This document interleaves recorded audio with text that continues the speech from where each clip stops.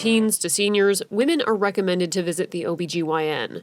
The American Congress of Obstetricians and Gynecologists recommend girls have their first visit between 13 and 15 years old.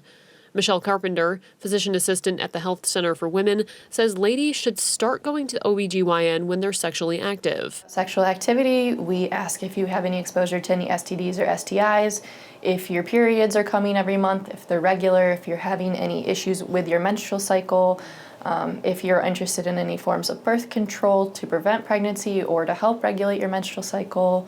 Just various things that might come up in a woman's health. According to Michelle, the latest women should wait to make an appointment is when they turn 21. If you come in at the age of 21, we're going to start pap smear screenings regardless of sexual activity. If you're under the age of 21 and you come into the office, we're going to focus more so on your problems that you're experiencing. If you're not sexually active, we don't do pelvic exams generally unless there's some sort of issue going on.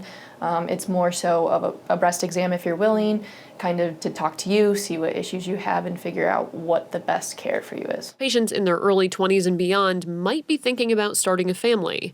Your provider will want to know if you're interested in pregnancy prevention or becoming pregnant. Over the age of 21, we do kind of discuss your plans for, having a baby, or if you're planning to be on birth control, what you're doing to prevent STDs/STIs. So it can be some of the same questions, but it depends on the person. Needs and risks change with age, and OBGYN appointments will change too. Knowing your family history and sharing your sexual history can help your provider come up with the best plan of care. Some GYN cancers are cervical cancer, breast cancer obviously, uterine cancer, ovarian cancer.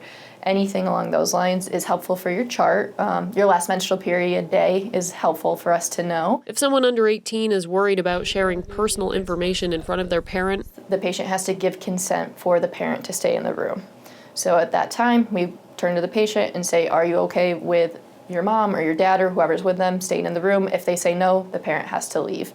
When you come to the OBGYN, you are considered an emancipated adult. Going in for a well women's visit is just as important as seeing your primary care provider for an annual physical. We say every year at the very least, and then any time that you're having any sort of GYN or breast issue. Many patients dread gynecological procedures. Michelle says it's important to voice your concerns and any feelings of anxiety. It's a very open and honest experience, and you can communicate your needs and your feelings at any point in time. You have total body autonomy here. It is not a comfortable exam, but it is a necessary one. Arnot Health's providers are currently accepting patients. Appointments can be made by calling 607-734-6544. For Arnot Health, I'm Lexi Cutmore.